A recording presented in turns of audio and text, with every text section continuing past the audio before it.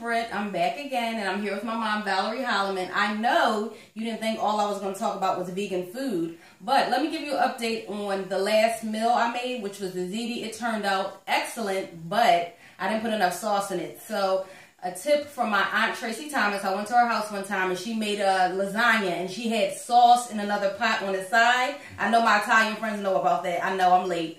But next time I'm going to do that, put the sauce on the side so you can put the sauce over the ziti after it's done so you can have additional sauce because it gets dry and, you know, days after. So anyway, you know, today is Monday and I've always gone to my mom for advice, and anybody who knows my mother, she has a multitude of advice on different subjects. She's always there to help people. She's an outreach queen. Anything you need, that's where I get it from, Ebony. Anything you need, I know about. So we're just going to be talking about different subjects, and we'll probably do it on a weekly basis. So what do we talk about today? Let's talk about how women need to take responsibility for how they present themselves and consequently how they are received by men and society as a whole. You have to... you can't keep talking about how Raheem did her wrong and he's running around, had a baby.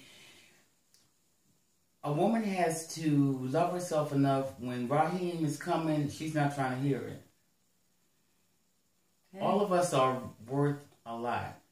There's no reason for anybody to have any kind of jealousy or whatever, because we all have a gift. And as soon as you find your gift, you can be comfortable in your own skin, because when God made you, He made you on purpose for a purpose. And when you find that purpose, that's when you're really happy.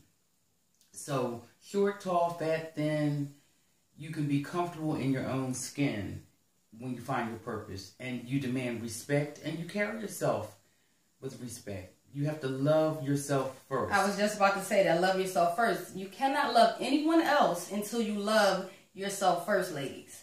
And, you know, I was fortunate enough to have a mother who raised me, who was always, you know, that awkward teenage stage, you know, when you don't feel... Thanks, Mom. When you don't feel like you're cute or you're fat or you got this bump so your hair is not this way or your body is shaped that way. She was always like, you know, you're pretty no matter what, you know. And, you know, it took me a while because as a teenager we're stubborn, right? But, you know, you hear it.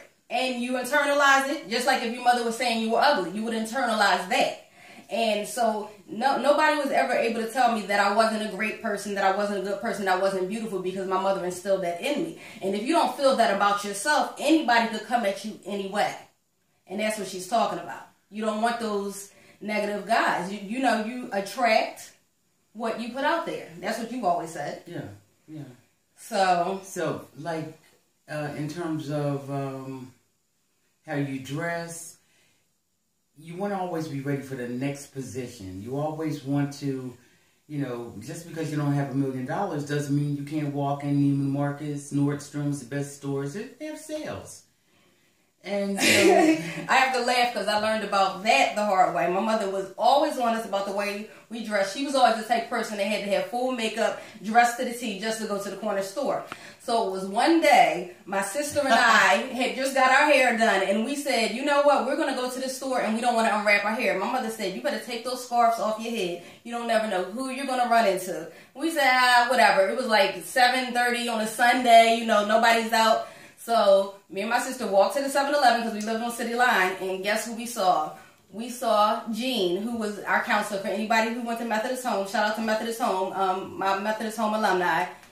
Jean was there, and my sister and I were so embarrassed. And needless to say, I never went outside with a scarf or anything on my head. I'm always ready. But Ebony did. Same scenario, same 7-Eleven.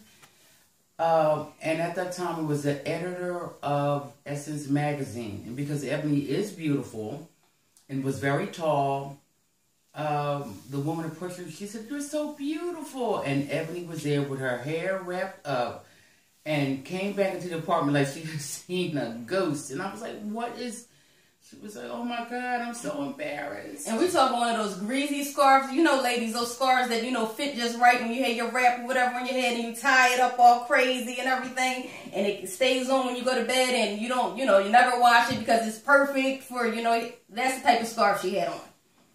So, lesson learned. Mother knows best. Mother knows best. Yeah, just remember, as when you have your babies, and if you have a baby and you have a grandmother, and there's an argument or whatever, just think about how much you love that baby in your arms. Don't you think your mother loves you in the same way? You have to remember that we were once young, and we've done some stuff, and we want to share stuff with you so you don't have to hit your head against your own brick wall. We can tell you, don't do this, and it won't happen to you. But you have to internalize it. You have to be ready to receive it. And for mothers, you have to present it in a way that's palatable. My mother told me, she's been going for 7 years now, and a lot of things she expressed I felt were really mean or harsh, and now she knew what she was talking about. But her delivery was so rough, I couldn't even internalize it. But if I could just have a half an hour to tell you, you knew what you were talking about. So. And like my mom always says, experience is a teacher. So thank you for watching this video, and tune in next time. If you have any questions, ask Val, ask Britt, and we'll see you next time. Bye. See ya. Love yourself.